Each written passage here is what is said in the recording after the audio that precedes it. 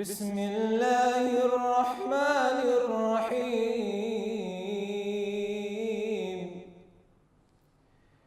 يوم يغشاهم العذاب من فوقهم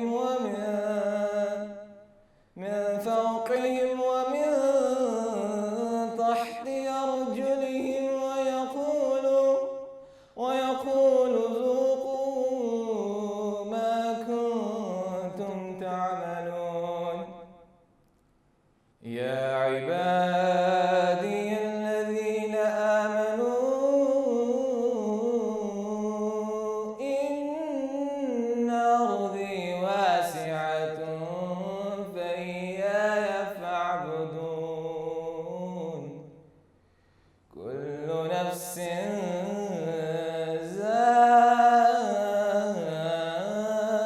ذائقة الموت كل نفس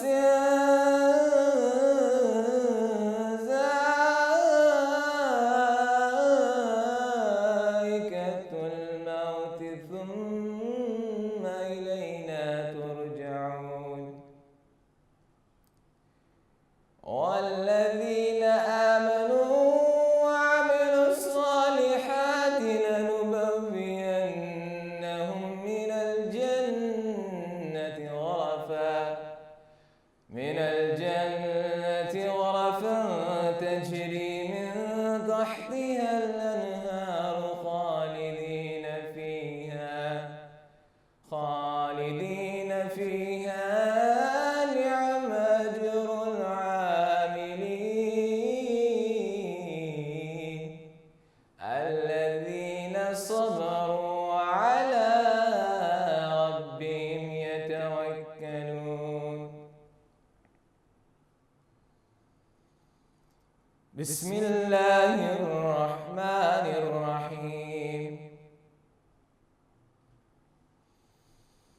والتين والزيتون وطور سينين وهذا البلد الأمين لقد خلقنا الإنسان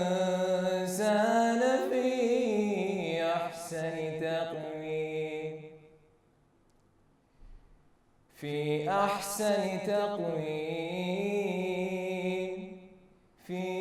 أحسن تقويم ثم رددناه أسفل سافلين إلا الذين آمنوا وعملوا الصالحات فلهم أجر غير ممنون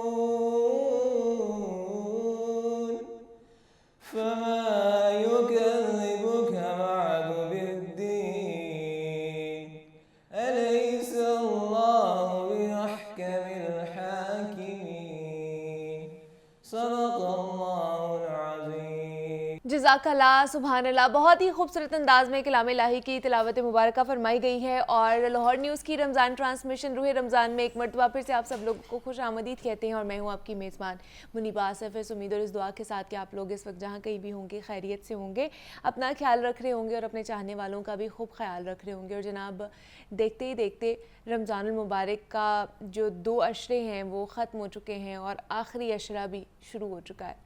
اس عشرے کو جہنم سے آزادی اور اپنی مغفرت بھی کروا سکتے ہیں خاص طور پر اس عشرے میں. مگر اس سے پہلے کہ میں رمضان کی بات آگے بڑھاؤں، ضروری یہ ہے کہ ہم کچھ اہم چیزوں کی قدر کرنے پر بات کر لیں. یہ ہمارا معاشرتی رویہ ہے کہ ہم کسی چیز کی اس وقت تک قدر نہیں کرتے ہیں جب وہ ہمارے پاس موجود ہوتی ہے، مگر جب وہ ہم سے چھن جاتی ہے تو بعد میں ہم پچھتاتے رہتے ہیں. اسی لیے ہمیں چاہیے کہ ہم ایک دوسرے کو یاد دہانی کرواتے رہیں تاکہ کہنے والا اور سننے والا دونوں اس نعمت کی قدر کر لیں.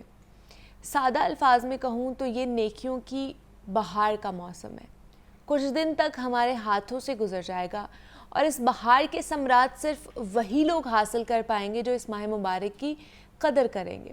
ایک حدیث میں آیا ہے کہ جس شخص کو رمضان المبارک کا مہینہ میسر آیا اور اس نے عبادت کے ذریعے اس ماہ میں اپنی مغفرت کا سامان نہ کیا تو وہ بہت گھاٹے میں ہے. اسی لیے جس نے اس ماہ مبارک کی قدر کر لی اس کے لیے صرف 1 سال کا نہیں بلکہ پوری زندگی کے لیے اس کے پاس خزانہ جو ہے وہ جمع ہو جائے گا۔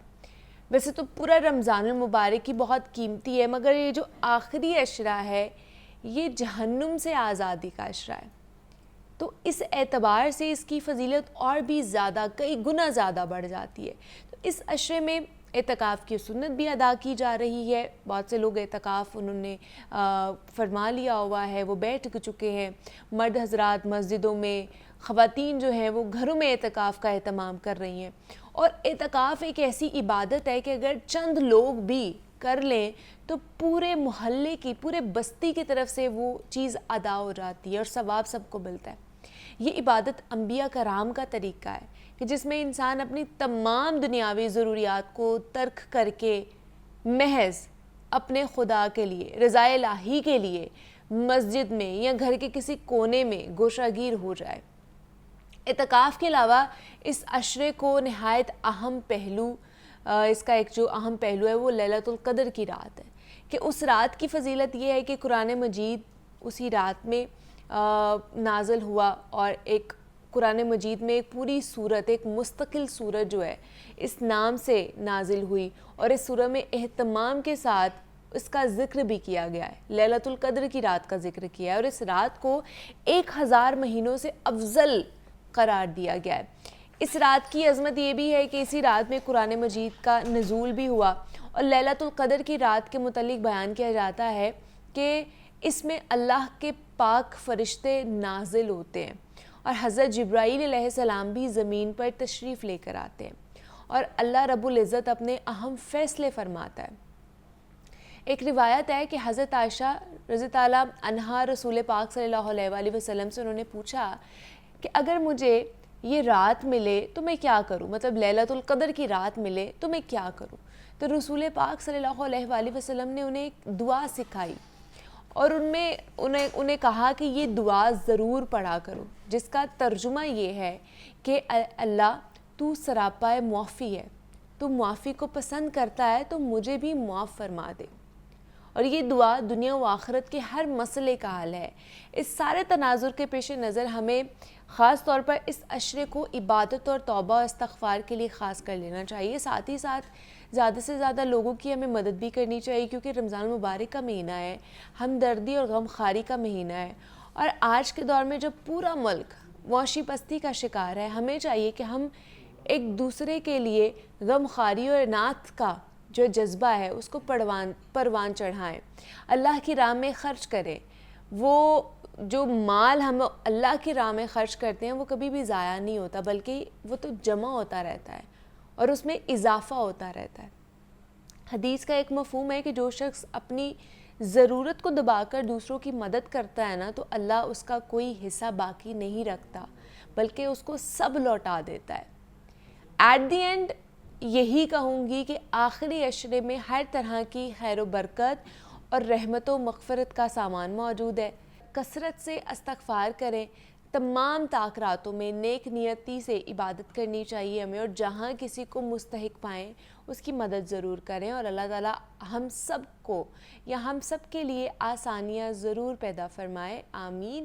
اور یہی ہمیں دعا بھی اپنے لیے بھی کرنی چاہیے، اپنے لیے تو میرے خیال سے ہر کوئی کرتا ہے دعا، لیکن اپنے ساتھ ساتھ باقی لوگوں کے لیے جو آپ سے منسلک لوگ ہیں یا باقی جتنے بھی مسلمان ہیں ان کے لیے بھی دعا کرنی چاہیے، اور خاص طور پر یہ جو طاق راتیں آئیں گی جس میں اللہ پاک اور بھی زیادہ اپنے بندوں کے قریب ہو جاتا ہے، اس میں اپنے لیے دعا کرنی ہے، اپنے تمام تر مسلمان بہن بھائیوں کے لیے دعا کرنی ہے، اور خاص طور پر فلسطین غزہ کے لوگوں کے لیے ضرور دعا کرنی ہے۔ ان کو بھی اپنی دعاؤں میں ضرور یاد رکھا کریں کہ ان کے اوپر جو ظلم و ستم کیا جا رہا ہے وہ ختم ہو، اور وہ اللہ پاک ہی کر سکتا ہے، وہ اللہ پاک کی جو نصرت، اللہ پاک کی مدد ہی وہ آئے گی تو وہ ہو سکتا ہے۔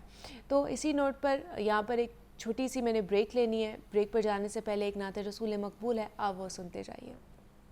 صلی علی نبینا صلی علی محمد جہاں روضائے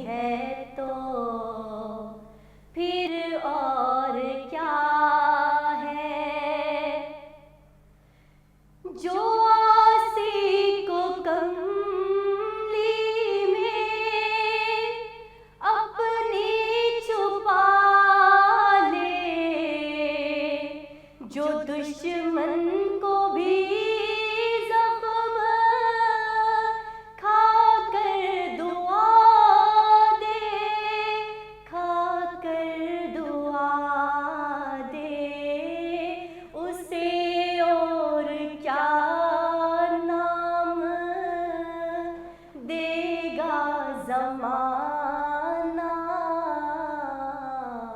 وہ رحمت نہیں ہے تو پھر اور کیا ہے، کہاں میں کہاں یہ مدینے کی گلیاں، یہ قسمت نہیں ہے تو پھر اور کیا ہے، محمد کی عظمت کو کیا پوچھتے ہو کہ وہ صاحب کعبہ کوسین ٹھہرے، کوسین ٹھہرے، بشر کی سرے عرش مہمان نوازی، یہ عظمت نہیں ہے تو پھر اور کیا ہے، کہاں میں کہاں یہ مدینے کی گلیاں، یہ قسمت نہیں ہے تو پھر اور کیا ہے۔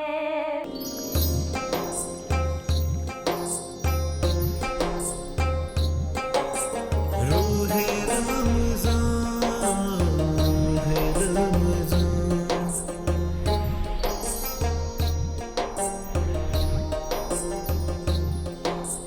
روح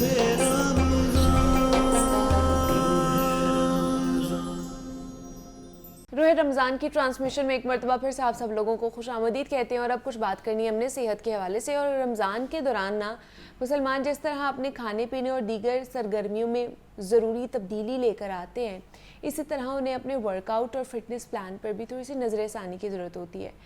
آپ چاہے وزن کم کرنے کے ڈائٹ پلان پر عمل پیرا ہوں، یا کوئی مسلز بنانے پر توجہ مرکوز کیے ہوئے ہیں، اور کوئی اپنی مجموعی فٹنس میں بہتری کے لیے کوشاں ہیں، رمضان المبارک میں آپ کو ان اہداف کے حصول کے بجائے ایسا پلان ترتیب دینا چاہیے جس سے آپ اپنی جو موجودہ صحت ہے اس کو بھی برقرار رکھ پائیں۔ کوشش کریں گے کہ آج رمضان کے 3 پلان جو ہے نا وہ آپ کے ساتھ شیئر کریں، اور میرا خیال ہے کہ رمضان المبارک کے دوران ورزش کرنے والے جو افراد ہیں ان کو بیک وقت جو ہے نا وہ 3 چیزوں پر کام کرنا چاہیے۔ ایک، ان کو اپنی ڈائٹ اچھی بنانی چاہیے، اس کے والے سے پلان کرنا چاہیے۔ دوسرا کہ ٹریننگ کس طرح کرنی ہے، اور تیسرا یہ کہ انہوں نے ریکوری کیسے کرنی ہے، اس کا بھی پلان آؤٹ ہونا چاہیے ان کے پاس۔ تو رمضان میں سحر سے افطار تک کچھ نہ کھانے پینے سے کئی روزہ دار جو ہے وہ دباؤ محسوس کر رہے ہوتے ہیں، اور ایسے میں روزانہ کی جب ایکسرسائز کرتے ہیں دباؤ کو وہ مزید بڑھا سکتی ہے۔ تو اسی لیے رمضان میں کیا کرنا چاہیے اور کیا نہیں کرنا چاہیے، کیا کھانا چاہیے کیا نہیں کھانا چاہیے، آج اسی پر ہم بات کریں گے۔ اس پہ بات کرنے کے لیے ماہنور ہارون ہمارے ساتھ اسٹوڈیو میں ہے، جو کہ کلینکل نیوٹریشنسٹ اینڈ ڈائٹیشین ہے۔ ماہنور، آپ کو ویلکم کہتی ہوں ٹرانسمیشن میں۔ کیسی ہیں آپ؟ میں ٹھیک، آپ کیسی ہیں؟ میں بھی بالکل ٹھیک ٹھاک۔ آپ کا رمضان کیسا گزرا ہے؟ بہت اچھا الحمدللہ۔ اچھا مانور، آج ہم نے اوور آل ہیلتھ کے اوپر بات کرنی ہے، اور خاص طور پر ان لوگوں کی جو لوگ جم جاتے ہیں، جم گوئنگ جو پرسنس ہیں، تو ان کو سب سے پہلے تو کس طرح کی ڈائٹ لینی چاہیے جو لوگ رمضان کے ڈیورنگ جم جا رہے ہیں؟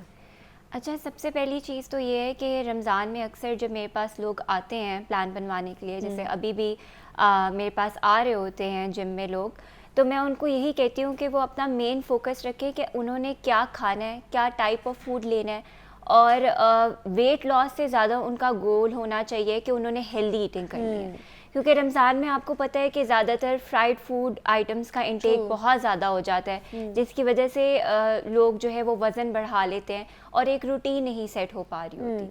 تو سب سے پہلے تو یہ چیز ہے کہ میں ہمیشہ کہتی ہوں کہ جو لوگ سحری نہیں کرتے وہ اپنی سحری مس نہ کیا کریں. اچھا، سحری ضروری ہے؟ سحری بہت ضروری ہے اس حساب سے کہ آپ کا وہ آپ اس کو ایز اے بریک فاسٹ ہی لے رہے ہیں نا، اور وہ آپ کا موسٹ امپورٹنٹ میل ہے ڈیورنگ رمضان. تو سحری جو ہے وہ آپ اپنی اچھی کریں، اس میں آپ اچھا پورشن جو ہے وہ کاربوہائیڈریٹس کا رکھیں، جس میں آپ جو یا جئی کے آٹے کی روٹی استعمال کر سکتے ہیں، اس کے ساتھ آپ سالن لے لیں یا انڈا لے لیں، اور 1 کپ دہی ضرور شامل کریں. اچھا، ایک تو یہ ہے کہ جب آپ سحری میں دہی کا استعمال کرتے ہیں یا ڈیری کا استعمال کرتے ہیں، وہ آپ کو انرجی بھی دیتی ہے، آپ کے ہائیڈریشن لیولز کو بھی مینٹین رکھتی ہے، اور دوسرا یہ کہ آپ کو پیاس بھی کم لگتی ہے. ہاں، ٹرو. اس کے علاوہ جو ہے میں اکثر کہتی ہوں کہ نٹس کا استعمال لازمی کریں.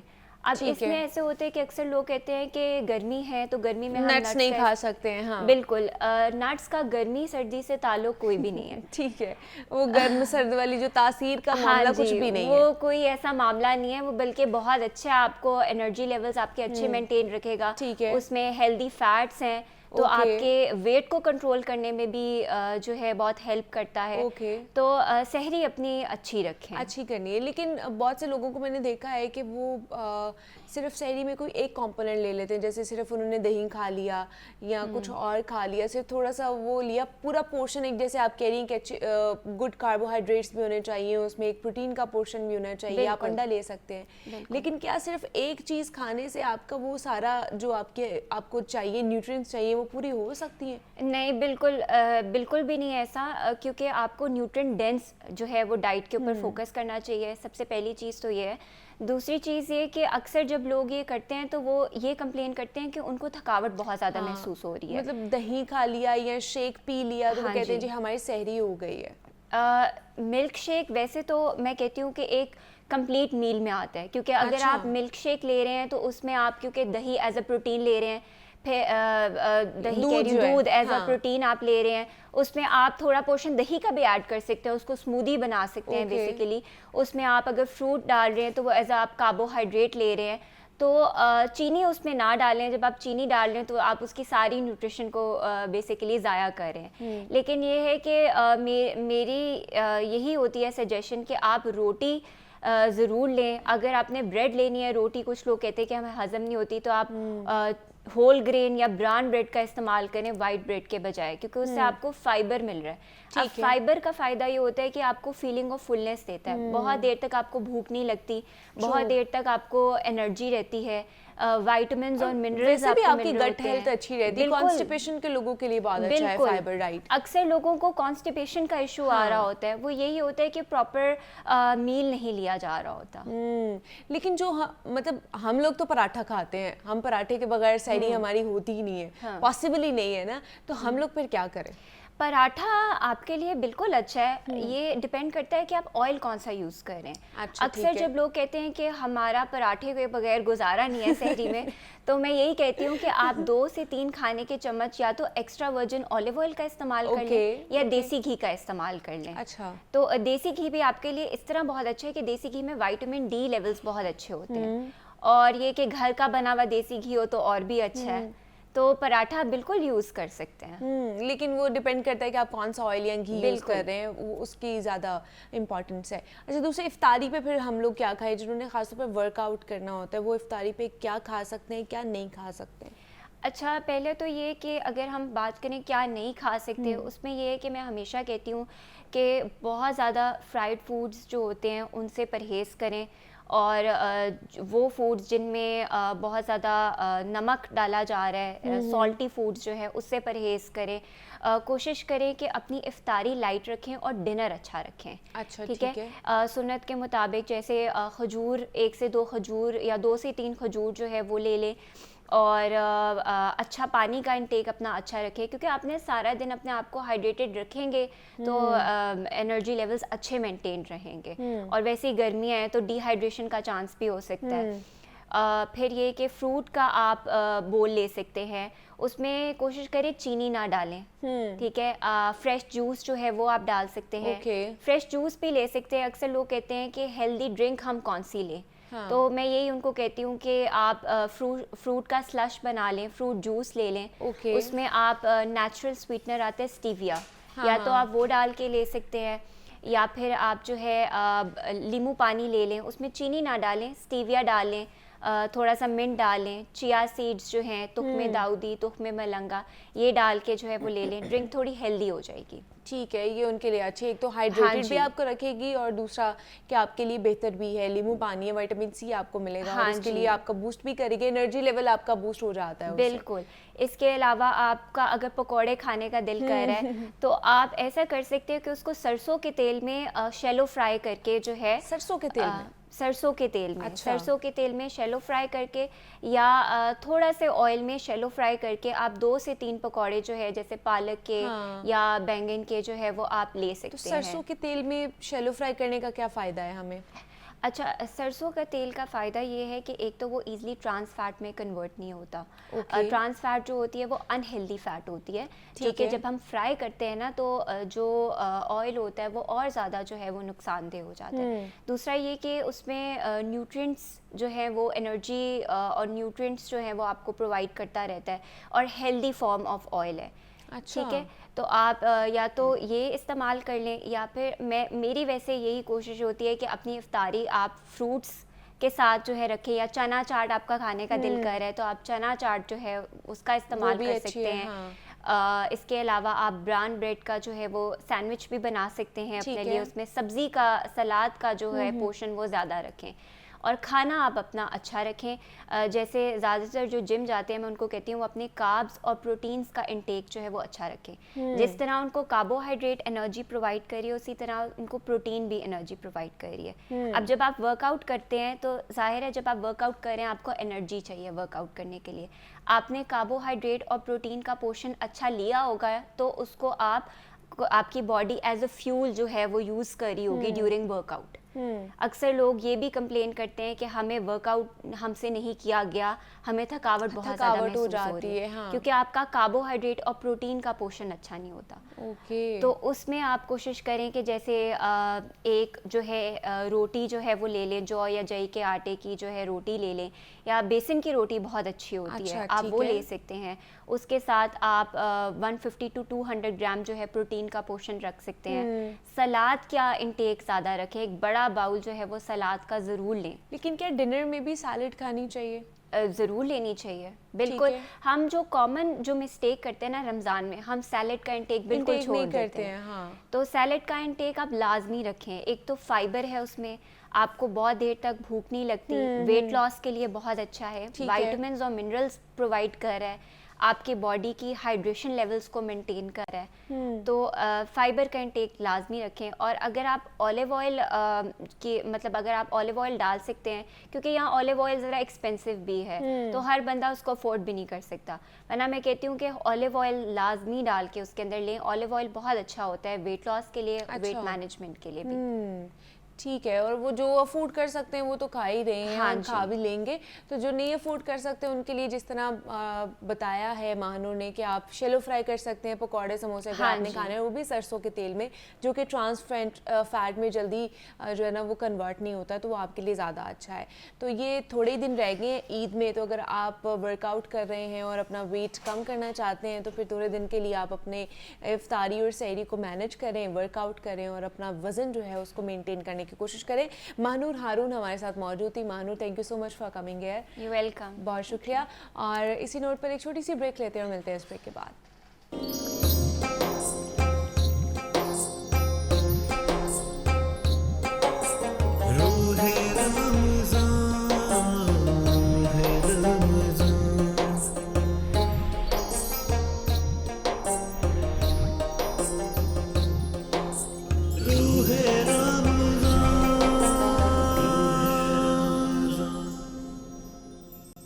رمضان کی ٹرانسمیشن میں ایک مرتبہ پھر سے آپ سب لوگوں کو خوش آمدید کہتے ہیں, اور یہ سیگمنٹ ہے ہمارا قصص الانبیاء کے حوالے سے, جس میں پروفیسر احمد حماد صاحب ہمارے ساتھ موجود ہیں. اور آج جناب وہ ہمیں حضرت شعیب علیہ السلام کے حوالے سے جو قصہ ہے, جو واقعہ ہے, وہ بیان کریں گے.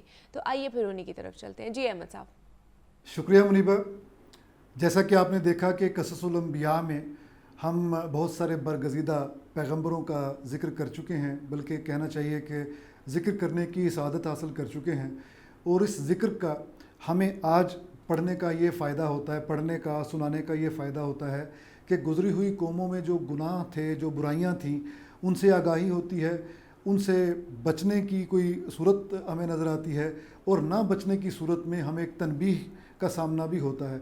बायन ही यही मकसद है कुरान हकीम में इन किस्सों को बयान करने का। अल्लाह ताला ने इसी मकसद के लिए ये बयान फरमाए हैं कुरान हकीम में किस्से, ताकि कुफ़ार मक्का इन किस्सों को सुने।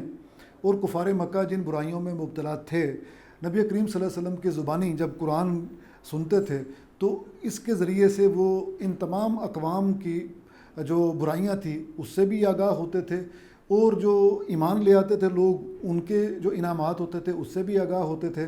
और जो ईमान नहीं लाते थे, जो सरकशी करते थे और बज़िद रहते थे कि हम तो इस गुमराही का रास्ता नहीं छोड़ेंगे, हम तो तौहीद के रास्ते पर नहीं आएंगे और शिर्क और बुत परस्ती में लगे रहेंगे, उनको जिस अज़ाब से दो चार होना पड़ा, उसका ज़िक्र भी कुरान हकीम ने नबी करीम सल्लल्लाहु अलैहि वसल्लम के तवस्सुत से कुरैश मक्का तक पहुंचा दिया था। तो आप गौर फरमाएंगे कि ज़्यादातर ये जो सूरतें हैं ये मक्की हैं, और उसके पीछे हिकमत यही है कि ये वाले जो किस्से हैं, ये जो कसस हैं, ये सारे पहुंचा के बताया जाए कि आपसे पहले भी नबी आए और तमाम अंबिया का पैगाम एक ही है, और वो तौहीद है, एक खुदा की इबादत। और तौहीद ही वो बीज है जिससे खैर बरामद होती है, जिससे मामलात दुरुस्त होते हैं, जिससे इंसानी ज़िंदगी, इंसानी मुआशरा संवरता है।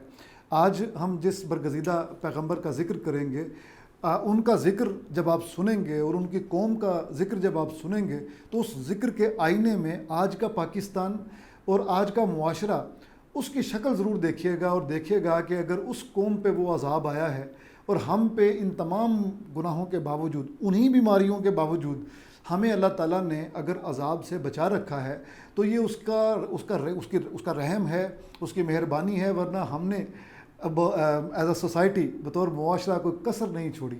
जी हाँ, मैं ज़िक्र कर रहा हूँ सैयदना शुएब अलैहिस्सलाम का। सैयदना शुएब अलैहिस्सलाम का ज़िक्र होगा तो मदियन का ज़िक्र होगा, और मदियन का ज़िक्र होगा तो ये बताना ज़रूरी है कि ये कौन थे। हज़रत इब्राहीम अलैहिस्सलाम जो हमारे लिए बहुत ही अहमियत के हामिल हैं, बहुत बरगज़ीदा पैगंबर हैं। मुसलमानों की नमाज, मुसलमानों का हज आपके ज़िक्र के बगैर मुकम्मल नहीं होता। या तो आपकी सुन्नतों पे अमल करना है, या फिर आपका नाम नामी इसमें ग्रामी नमाज में लेना है, ताकि नमाज हमारी मुकम्मल हो। तो आपने जो मुफस्सरीन ने बताया है कि कम से कम 3 शादियाँ हमारे सामने आती हैं। एक सैयदा सारा रज़ी अल्लाह तआला अन्हा की, जिनके बतन से सैयदना इसहाक़ अलैहिस्सलाम दुनिया में तशरीफ़ लाए। दूसरी सैयदा सारा अलैहिस्सलाम की, सैयदा सारा रज़ी अल्लाह तआला अन्हा की बांदी थी, मुफस्सरीन ने ये बताया, या बाज़ रवायात में ये आता है, आप थी सैयदा हाजरा। सैयदा हाजरा के बतन से अल्लाह ताला ने सैयदना इब्राहीम अलैहिस्सलाम को सैयदना इस्माईल अलैहिस्सलाम जैसा अज़ीमुल मर्तबत फ़र्ज़ंद वो उससे नवाजा, वो इनायत फरमाया। और तीसरी जो शादी है वो कतुरा, एक ख़ातून है, उनका नाम है, उनसे हज़रत मदियन पैदा हुए, यानी आपके बेटे का नाम मदियन है। अच्छा, अल्लाह ताला की हिकमतें हैं कि पैगंबर जो करते हैं वो अल्लाह ताला के कहने पर ही करते हैं। तो अब क्या हुआ कि अर्ज़ फ़लस्तीन में सैयदना इसहाक़ अलैहिस्सलाम को बसाया, और वो सारा इलाका बनी इसराइल, यानी उस वक़्त जो हिदायत थी वो उससे मुनव्वर हुआ। दूसरा इलाका मक्का का, जहाँ पे इस्माईल अलैहिस्सलाम और सैयदा हाजरा को छोड़ के गए थे, वो मक्का आज तमाम आलम इस्लाम का मरकज़ है, ये दूसरी बस्ती बस गई। और तीसरा मदियन का इलाका जो कहाँ है, क्रॉस रोड्स पे है, यानी यहाँ यमन से, अरब से होते हुए आप शाम में जाते हैं तो रास्ते में ये आता है, इस तरफ से मशरिक़ से मगरिब में जाते हैं तो ये रास्ते में आता है। तो ये बहुत ही तजारती हाईवे थी, आप यूँ समझ लीजिए। ये जब आप आज के दौर के हिसाब से आप देख लें तो पाकिस्तान में जो सीपैक की हैसियत, और इस सीपैक की वजह से जो कराची की हैसियत बनती है या गवादर की हैसियत बनती है, कितने मुल्कों के काफ़िले यहाँ पे आके लंगर अंदाज होंगे पानी से, और वो खुश्की के रास्ते कितने मुल्कों को जाएंगे, और खुश्की से कितने मुल्कों के काफ़िले आएंगे, और ये इस तरह पानी के रास्ते जाएंगे। तो इस तरह का कि जोग्राफिकल लोकेशन थी जहाँ पे मदियन ने अपने कबीले को बसाया। मदियन सैयदना इब्राहीम अलैहिस्सलाम के साहबजादे हैं और ये आपकी तीसरी बीवी के फ़र्जंद हैं। तो इन्हीं के नाम की निस्बत से इस बस्ती का नाम भी मदियन बन गया। और वक़्त ज़ाहिर है गुज़रा तो इन्होंने ईमान का रास्ता छोड़ा और शिरक का रास्ता इख्तियार कर लिया। अब यहाँ पे भी दो तरह के मुफस्सिरीन की आरा हैं। एक तो ये कहते हैं कि ये जो मदियन है ये इलाके का नाम है आपके साहबजादे के नाम से, और कुरान हकीम में जिस कौम में शुएब का ज़िक्र है वो यही अहले मदियन है। और कुरान हकीम में एक और कौम का ज़िक्र भी है, अहले एका, और कहा यह जाता है कि मदियन और एका ये दोनों एक ही कौम के नाम हैं। मदियन वो लोग हैं जो मदीने में रहते थे और एका वो लोग हैं जो कि मुज़ाफ़ात में रहते थे। एक ये रिवायत है। दूसरी रिवायत ये है कि मदियन एक बुत है जिसकी ये लोग पूजा करते थे, और एका दरअसल दरख्तों के झुंड को कहते हैं। चूँकि मदियन का इलाका चारों तरफ से घने दरख्तों में घिरा हुआ था, झुंड के झुंड होते थे, जिसकी वजह से ये इलाका सरसब्ज़ व शादाब था और अल्लाह की नेमतें इस पे बहुत ज़्यादा थी, वाफर थी इस इलाके में।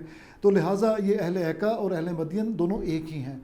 बहरहाल शुएब अलैहिस्सलाम को अल्लाह ताला ने मबूस फरमाया इस कौम में, क्योंकि इस कौम में बहुत सारी बुराइयाँ, शिरक बुनियादी बुराई है, जैसे कि तौहीद तमाम अच्छाइयों का सीड तुख्म है, इसी तरह शिरक तमाम बुराइयों का सीड है। तो एक सबसे बड़ी बुराई इनमें ख़यानत की आ गई, नाप तोल में कमी। कैल वल मीज़ान, कुरान हकीम के ये अल्फाज हैं कि ये इसमें डंडी मारा करते थे, ना ये नाप ठीक करते थे और ना ये तोलते ठीक थे। मीज़ान का मतलब तोलना और कैल का मतलब बालिश्त के साथ मेजरमेंट करना, यानी कपड़े को जिस तरह मेजर करते हैं, इन दोनों में ये डंडी मारा करते थे। तो एक तो ये बुराई थी। दूसरी बुराई इनमें ये थी कि ये शाहराहों पे टैक्स लगा के बैठ गए थे और उसकी आड़ में लूटते थे लोगों को, गरीब लोगों को, ताजरों को लूटते थे। तो तीसरी ज़ाहिर बुराई बुनियादी बुराई थी शिरक की। ये तीन बुराइयाँ इनमें आ गईं। तो शुएब अलैहिस्सलाम इनको जाके मना फरमाते, तौहीद की तरफ बुलाते। तो आगे जो इनके सरदार थे वो आगे भड़क उठे और उन्होंने 2-3 सवालात किए। आप सुनेंगे तो आप इन सवालात को सुनेंगे और मुस्कुराएंगे भी और इनकी हट दर्मी पे अफसोस भी करेंगे। वो क्या थे? वो ये कहते थे शुएब अलैहिस्सलाम को कि तुम्हारी नमाज क्या तुम्हें ये सिखाती है कि हमारे आबाओ अजदाद का मज़हब गलत है, ये सिखाती है? या क्या तुम्हारी नमाज हमें जो हम अपने माल पे हमारा अपना तसर्रुफ़ है उसके मामले में आगाह करती है कि ये तसर्रुफ़ गलत है, यानी तुम हमारे प्राइवेट मामलात में, निजी मामलात में दखल अंदाज़ी करो, ये तुम्हारी नमाज तुम्हें सिखाती है? यानी आपकी जो नमाज का रास्ता था, यानी तौहीद का जो रास्ता था, उसी पर तानाज़नी शुरू कर देते थे। सरकशी का ये आलम था उन सरदारों का, और वो कहते थे कि बिल्कुल हम नहीं मानेंगे, आप जिस रास्ते पे हमें बुला रहे हैं, हम देखें कितने मुतमव्वल हैं, कितने सरवतमंद हैं, दौलत के अंबार लगे हुए हैं, हमें किस चीज़ की कमी है? शुएब अलैहिस्सलाम ने ये सारा काम किया। आपने बार बार ये कहा कि देखो अल्लाह ने जो तुम्हारे लिए हदूद मुकर्रर की हैं वो वाली कमाई अपने प्रॉफिट में से तजावुज़ ना करो। प्रॉफिट जो अल्लाह ने मुकर्रर किया है वो वाला प्रॉफिट खाया करो। माली करप्शन, माली मामलात, माली बदउनवानी, मामलात तुम्हारे सीधे होने चाहिए। ये करप्शन मुनासिब नहीं है, और लोगों के जो माल हैं उन पे बुरी नज़र जो रखना कि 1 किलो के पैसे लिए और 900 ग्राम दिया, ये मत करो। ये अल्लाह ताला को अच्छा नहीं लगता। इनको हज़रत शुएब अलैहिस्सलाम याद करवाते रहे कि नूह अलैहिस्सलाम की कौम का अज़ाब याद रखना, आद का अज़ाब याद रखना, लूत का तो कल की बात है, अभी ज़मानी तौर पे भी तुम्हारे करीब हैं, मकानी तौर पे भी तुम्हारे करीब हैं, वो अज़ाब भी याद रखना। और समूद का तो जिक्र किया है। तो ये नहीं माने जब, तो बिल्कुल कौम समूद वाला एक अज़ाब तो वो आया कि एक चीख थी, एक चिंगाड़ थी, जिसने इन लोगों को बिल्कुल किसी काबिल न छोड़ा। और कुरान हकीम में ये है कि ये वही सहा, ये वही चिंगाड़ है जिसके बाद अगले दिन ये ऊंधे पड़े हुए थे अपने मकानों में, गोया ये इस दुनिया में मौजूद ही नहीं थे। एक ये हुआ।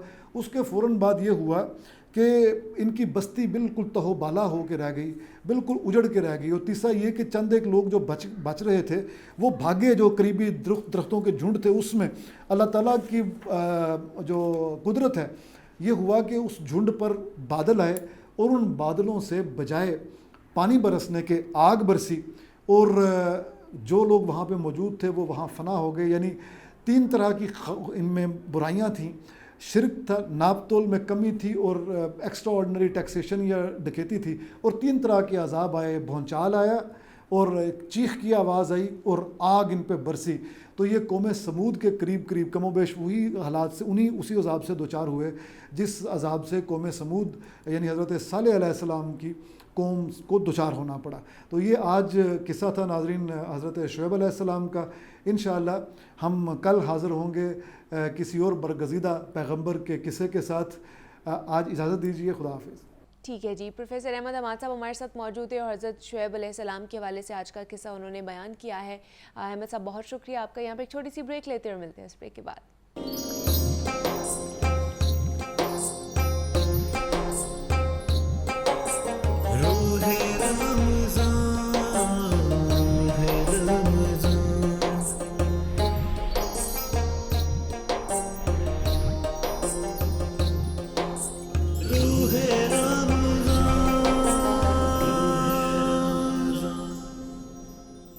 روح رمضان کی ٹرانسمیشن میں ایک مرتبہ پھر سے آپ سب لوگوں کو خوش آمدید کہنی ہے.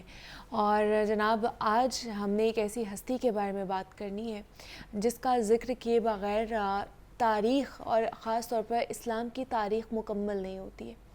کہتے ہیں کہ کبھی دیوار ہلتی ہے, کبھی در کانپ جاتا ہے. کبھی دیوار ہلتی ہے تو کبھی در کانپ جاتا ہے. علی کا نام سن کر اب بھی خیبر کانپ جاتا ہے. آپ داماد پیغمبر خدا ہیں اور فاتح خیبر بھی ہیں. حیدر قرار ہیں جوانان جنت کے سردار, حضرت حسن و حسین کے والد گرامی ہیں. خاتون جنت سیدہ فاطمۃ الزہرا کے شوہر ہیں. آپ علوم نبوی کے امین ہونے کی وجہ سے علم کا دروازہ بھی کہلاتے ہیں. پھر آپ عشرۂ مبشرہ بھی ہیں. شیر خدا سیدنا علی مرتضیٰ کرم اللہ وجہ کی ذات گرامی جرأت و شجاعت, ہمت و بہادری اور سیرت و کردار ہمارے لیے ایک قابل فخر اور روشن باب ہے. حضرت علی رضی تعالیٰ عنہ کی سیرت کا ایک تاریخ ساز پہلو آپ کی جرأت اور شجاعت اور بہادری ہے. اس حوالے سے آپ رضی تعالیٰ عنہ اسلام کی پوری تاریخ میں ایک منفرد مقام رکھتے ہیں. ہجرت مدینہ کے موقع پر جب ہر طرف خوف کی فضا تھی تو ایسے میں رسالت آپ صلی اللہ علیہ وآلہ وسلم نے آپ رضی تعالیٰ عنہ کو مکے میں امین اور اپنا نائب مقرر فرمایا. حضرت علی رضی تعالیٰ عنہ کو اپنے بستر پر آرام کی سعادت بخشی. شیر خدا سیدنا علی مرتضیٰ کرم اللہ وجہ کی عمر اس وقت 22 سے 23 برس تھی. رات بھر کفار و مشرکین کا جو محاصرہ تھا وہ قائم رہا اور اس شدید خطرے کی حالت میں آپ رضی تعالیٰ عنہ نہایت ہی اطمینان اور سکون کے ساتھ آرام فرما رہے تھے. صبح نمودار ہونے کے بعد جب کفار و مشرکین گھر کے اندر داخل ہوئے تو وہ دیکھ کر حیران رہ گئے کہ حضرت محمد صلی اللہ علیہ وآلہ وسلم کا جان نثار حیدر قرار اپنے آقا صلی اللہ علیہ وآلہ وسلم پر قربان ہونے کے لیے گھر میں موجود ہے. حضرت علی رضی تعالیٰ عنہ نے عہد نبوی کے غزوات اور جنگی معرکوں میں جرأت و شجاعت کی تاریخ رقم کی.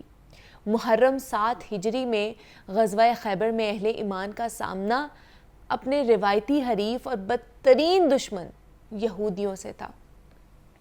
خیبر یہودیوں کا مرکز تھا جس کی جنگی، عسکری اور جغرافیائی لحاظ سے بڑی اہمیت تھی.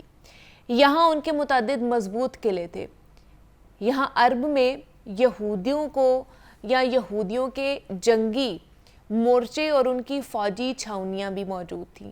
خیبر کے قلعوں میں سے ایک ایک فتح ہوتا رہا، لیکن ان کا جو مرکزی قلعہ تھا جس کو القموس کہا جاتا ہے وہ ناقابل تسخیر لگ رہا تھا کہ شاید یہ 6 قلعے تو ہم لوگوں نے جیت لیے ہیں، فتح حاصل کر لی ہے، لیکن وہ قلعہ جس کو القموس کہا جاتا ہے وہ شاید نہیں ہم لوگ کر پائیں گے. اور یہ بڑا مستحکم اور عسکری لحاظ سے بنیادی اہمیت کا حامل بھی تھا. اس کا جو سردار تھا وہ مرہب عرب کے قابل ذکر اور نامور بہادروں میں شمار ہوتا تھا. उस फौजी हिसार और मरकज़ी किले की फ़तह में ताख़ीर को देखते हुए रिसालत माब हज़रत मोहम्मद सल्लल्लाहु अलैहि वसल्लम ने उस वक्त फरमाया कि कल मैं जंग का अलम अपने ऐसे बहादुर को अता करूँगा जिसके हाथ पर अल्लाह फ़तह अता फरमाएगा, जिसे अल्लाह और उसके रसूल सल्लल्लाहु अलैहि वसल्लम से मोहब्बत है और अल्लाह और उसके रसूल सल्लल्लाहु अलैहि वसल्लम भी उससे मोहब्बत करते हैं। मैदान में जब मुरहब का शेर खुदा से सामना हुआ तो वो एक ही वार से ढेर हो गया। खैबर का दरवाज़ा हज़रत अली रज़ी ताला अन्हु ने उखाड़ फेंका जिसे 20 आदमी भी मिलकर नहीं उठा पाते। उससे पहले इस्लामी तारीख के दीगर मार्कों और गज़वात बिलखसूस गज़वा बदर, गज़वा ओहद और गज़वा खंदक में आप रज़ी ताला अन्हु जुरत व शुजाअत की तारीख रक़्म कर चुके थे। बिलखसूस गज़वा खंदक में जो शवाल 5 हिजरी में हुई, जिसे गज़वा अहज़ाब के नाम से भी याद किया जाता है।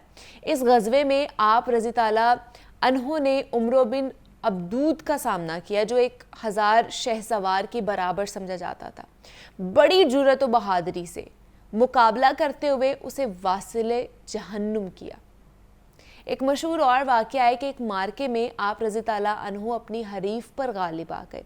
उसके सीने पर चढ़कर उसे कत्ल करना चाहते थे कि उसने ज़िंदगी से मायूस होकर आपके चेहरे पर थूकने की नापाक जसारत की। आप रज़ी ताला अन्हु उस पर कुदरत और काबू पाने के बावजूद उसे छोड़कर अलग खड़े हो गए और वो आपके इस इक़दाम पर हैरत ज़दा रह गया और उसने ताजुब करते हुए इजहार किया और कहा कि ए अली, आप मुझ पर मुकम्मल तौर पर काबू पा चुके थे, फिर मुझे ज़िंदा और आज़ाद कैसे छोड़ दिया। आप रज़ी ताला अन्हु ने फरमाया कि पहले मेरी जंग तुम्हारे साथ महज अल्लाह के लिए थी, अब अगर मैं तुम्हें कत्ल करता हूँ तो इसमें ज़ाती इंतकाम का जज्बा शामिल होता है, इसलिए मैं तुम्हें आज़ाद छोड़ देता हूँ। वो शख्स आपके इस जुर्रतमंदाना इक़दाम से इस कदर मुतासर हुआ कि दायरे इस्लाम में दाखिल हो गया। हज़रत अली करमुल्लाह वजह के बग़ैर इस्लामी तारीख़ मुकम्मल नहीं होती है। क्योंकि आज 21 रमज़ानुल मुबारक है और आज हज़रत अली रज़ी ताला अन्हु की शहादत का दिन है कि 19 रमज़ानुल मुबारक को उन्हें ज़रब लगी और आज उनकी शहादत हो गई थी। तो आज उस हवाले से बात करेंगे, उनके ज़िंदगी के मुताल्लिक़ कुछ मालूमात ख़ुद भी समझने की कोशिश करेंगे और आप लोगों को भी वो मालूमात देने की कोशिश करेंगे, उस पर बात करेंगे। डॉक्टर साहब हमारे साथ इन स्टूडियोज़ में मौजूद होंगे, लेकिन यहाँ पे एक छोटी सी ब्रेक लेनी है। ब्रेक से वापस आएंगे तो मज़ीद इसके ऊपर बात करेंगे।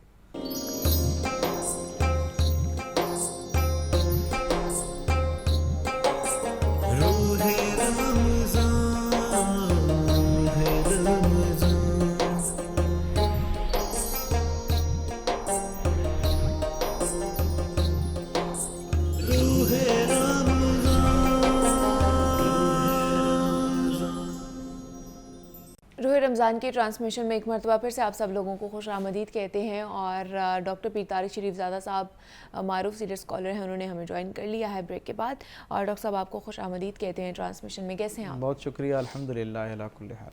डॉक्टर साहब आज क्योंकि 21 रमज़ान मुबारक और आज हज़रत अली की शहादत का दिन है, तो आज ख़ुसूसी तौर पर हज़रत अली के हवाले से, उनकी मामलाती ज़िंदगी के हवाले से हमने बात करनी है। तो बिस्मिल्लाह रब्बी मोहम्मद करीम अलैहिस्सलातु वस्सलाम। सबसे पहले तो यादावरी का शुक्रिया। जनाब अली करमुल्लाह वजहुल करीम की शख्सियत मिल्लत इस्लामिया के हर ज़माने के लिए एक ऐसी कदावर शख्सियत है, ऐसी हिदायत पर मबनी किरदार और अखलाक वाली शख्सियत है कि जिन्हें रसूल रहमत सल्लल्लाहु अलैहि वसल्लम का बड़ा मुनफरिद कुर्ब जो है वो नसीब रहा।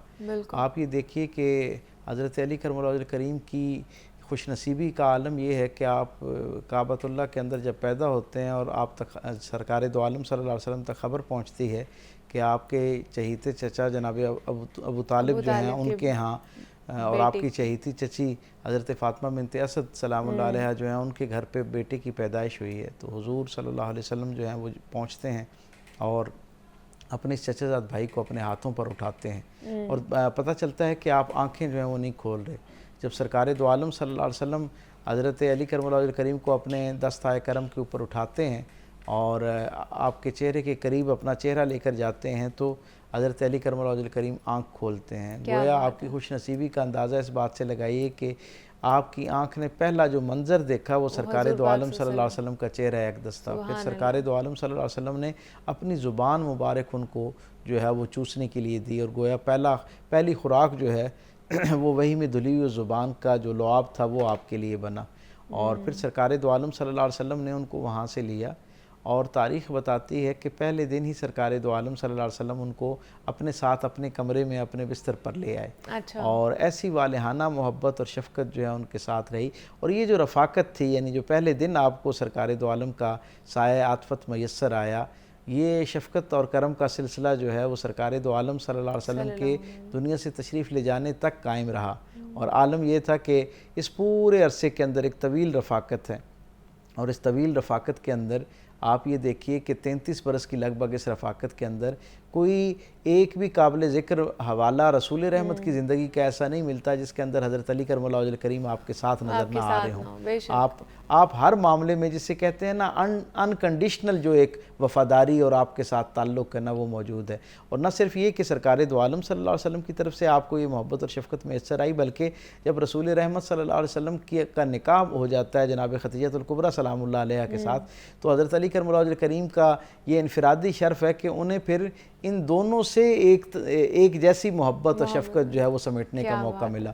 اسی لیے جناب علی کرم اللہ وجہ الکریم جب عذراء لطافت سیدہ کائنات حضرت فاطمہ الزہرا سلام اللہ علیہ سے فرمایا کرتے تھے کہ میں باقی سارے معاملات میں, باقی ساری نسبتوں اور حوالوں میں آپ کی تعظیم مقدم ہے, کیونکہ آپ سرکار دو عالم صلی اللہ علیہ وسلم کی شہزادی ہیں اور آپ کا ایک انفرادی شرف ہے جسے کوئی اور دوسرا نہیں پا سکتا.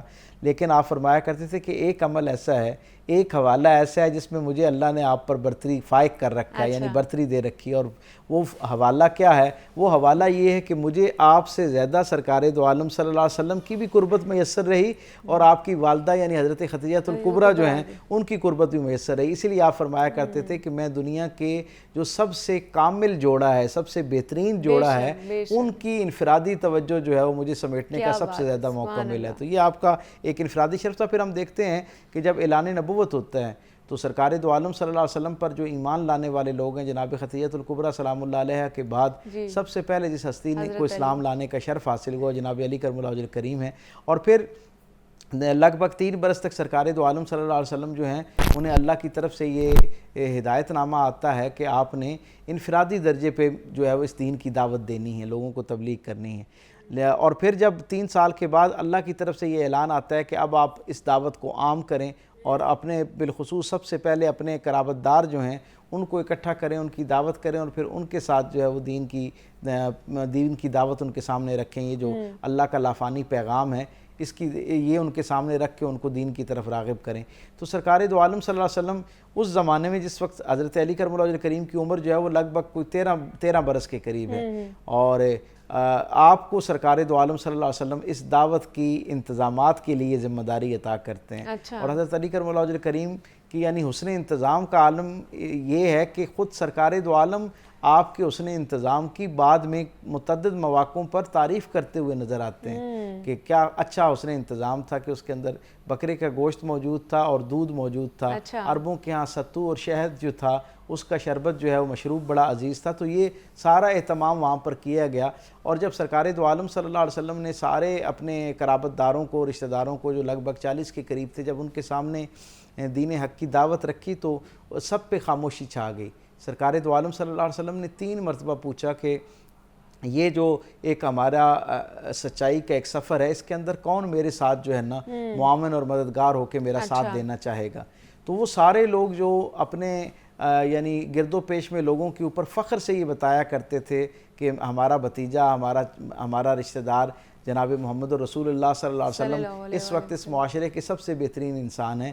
لیکن جیسے ہی سرکار ختمی مرتبت نے اعلان نبوت کے بعد اللہ کی توحید کی طرف لوگوں کو بلایا تو وہ آپ کے انتہائی قریبی رشتہ دار جو آپ کو بڑا آئیڈیل سمجھتے تھے, آپ کی بڑی تعظیم کرتے تھے, سب کو چپ لگ گئی. اور حتیٰ کہ یہاں تک آتا ہے کہ ابو جہل اور ابو لہب جو ہیں وہ بڑبڑانا شروع ہو گئے اور حضور کی شان میں گستاخی کرنا شروع ہو گئے. اور انہوں نے جسے کہتے ہیں کہ غصے کے عالم میں یہ وہاں سے گویا بائیکاٹ کرنے کی ایک صورت پیدا کی.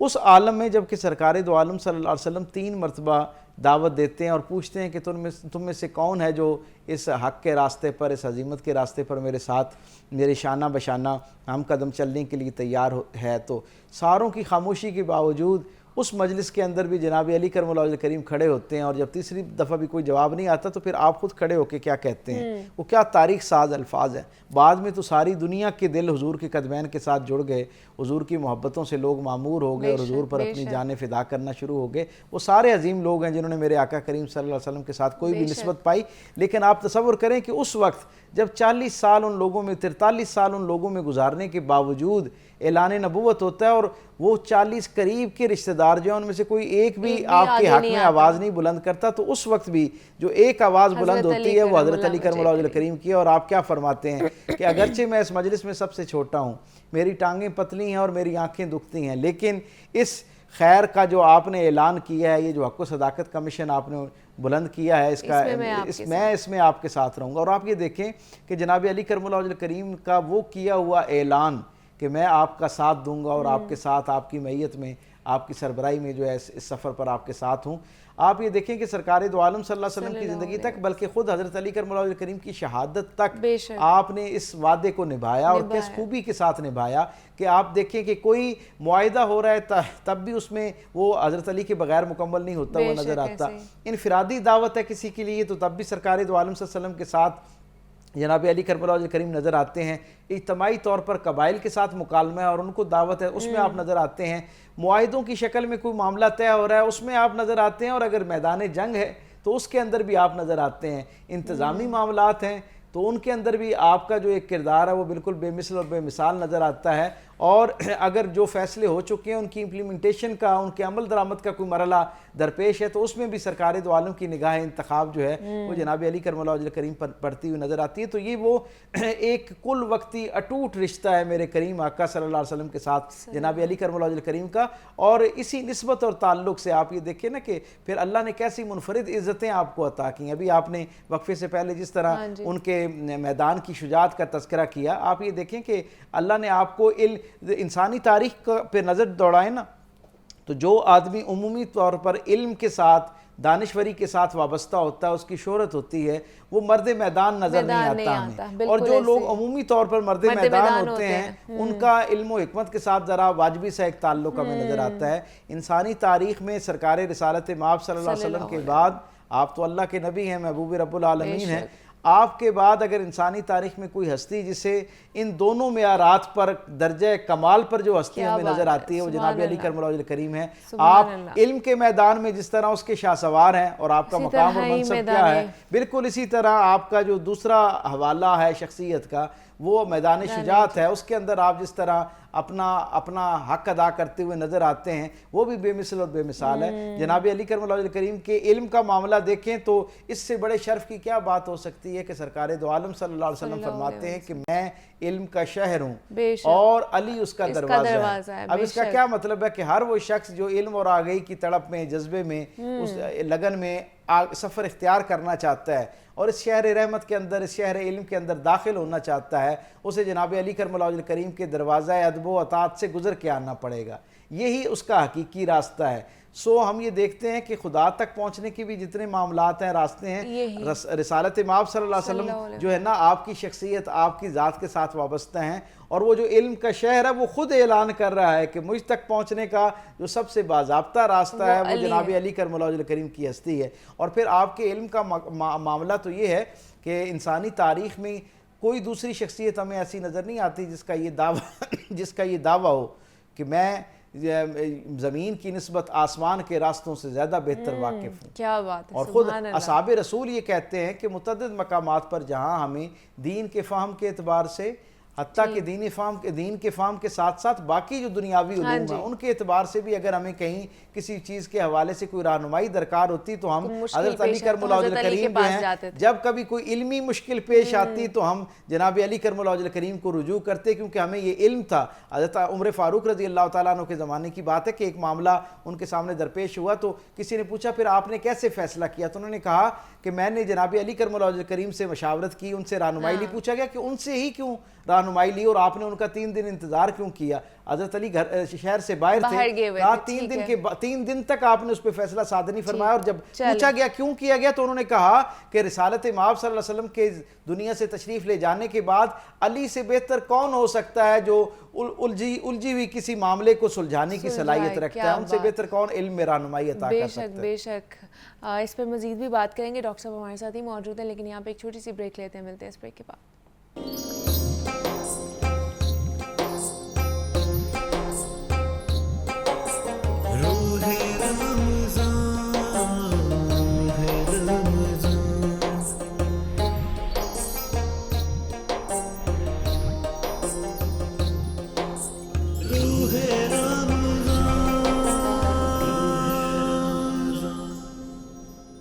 روح رمضان کی ٹرانسمیشن میں ایک مرتبہ پھر سے آپ سب لوگوں کو خوش آمدید کہتے ہیں، اور آج حضرت علی کرم اللہ وجہ کریم کے حوالے سے ہم بات کر رہے ہیں۔ ڈاکٹر صاحب ہمارے ساتھ ہی موجود ہیں۔ ڈاکٹر صاحب، حضرت علی رضی اللہ عنہ کو جرأت و شجاعت کا پیکر بھی کہا جاتا ہے، تو تھوڑا سا ان کی شجاعت کے حوالے سے بھی ہمیں بتائیے۔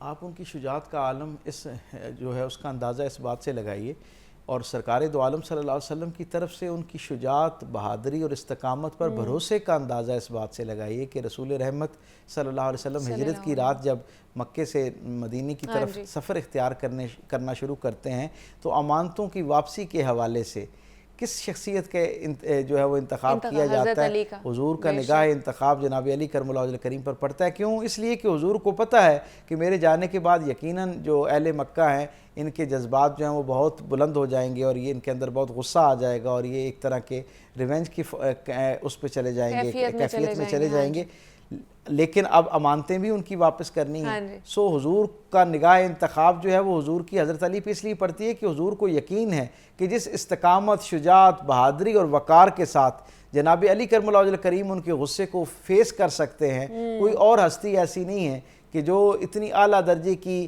شجاعت اور بہادری کے ساتھ اس کو فیس بھی کر سکے اور امانتیں بھی حقداروں کو ان کی پوری تفصیل کے ساتھ، احتیاط کے ساتھ ان تک پہنچا سکیں۔ سو پہلا تو آپ کا یہ شرف ہے کہ سرکار دو عالم صلی اللہ علیہ وسلم اپنے بستر پر آپ کو سلا کے جاتے ہیں، اور وہ کیا تھا، اور پھر آپ یہ دیکھیں کہ انہیں رسول رحمت کی زبان پر کس درجے کا بھروسہ ہے۔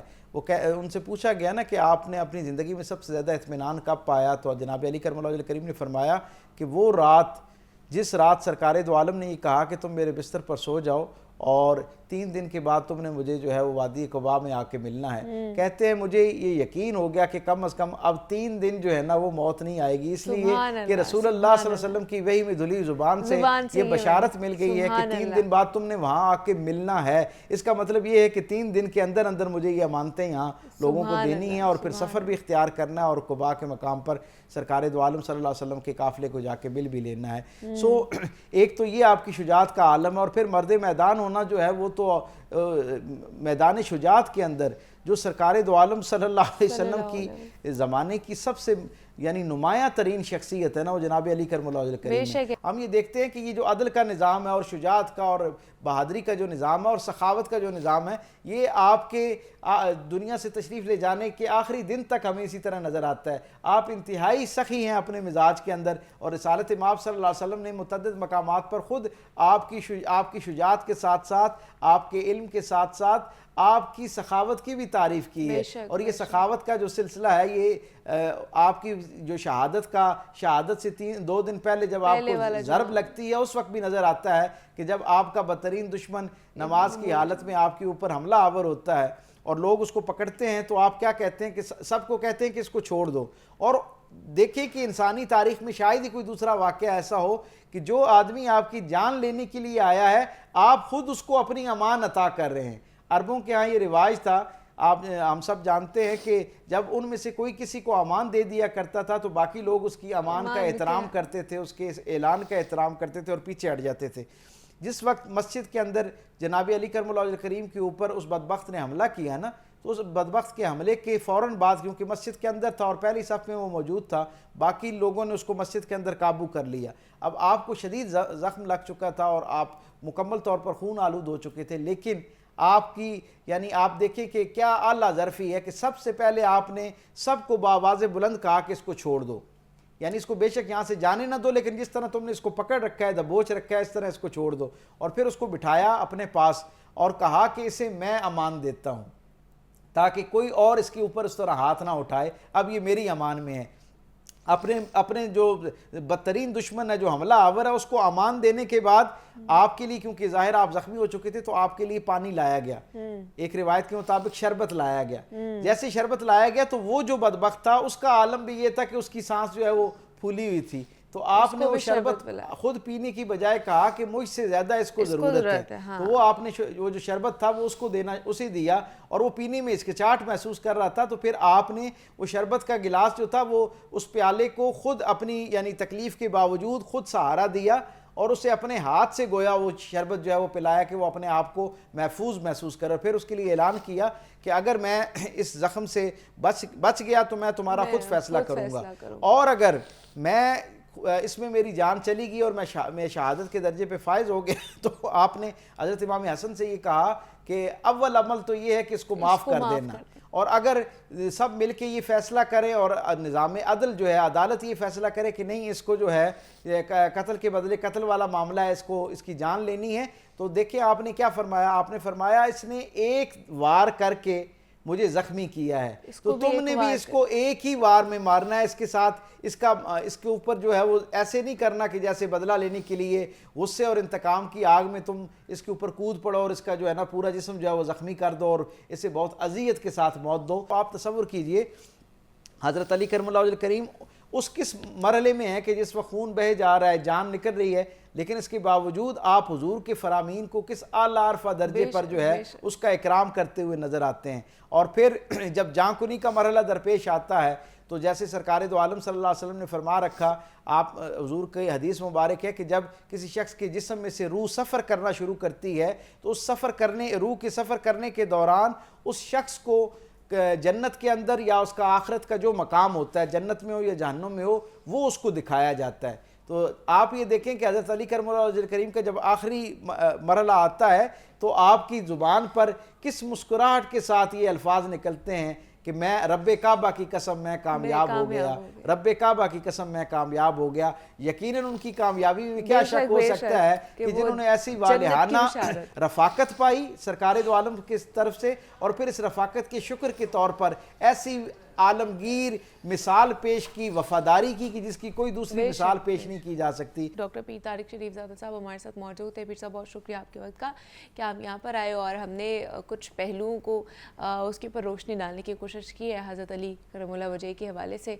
جتنی ان پہ میرے خیال سے بات کی جائے اتنی ہی کم ہے، لیکن ٹائم ہمارے پاس اتنا ہی تھا. ہمیں اجازت دیجیے، اپنا بہت سارا خیال رکھیے گا. اللہ حافظ.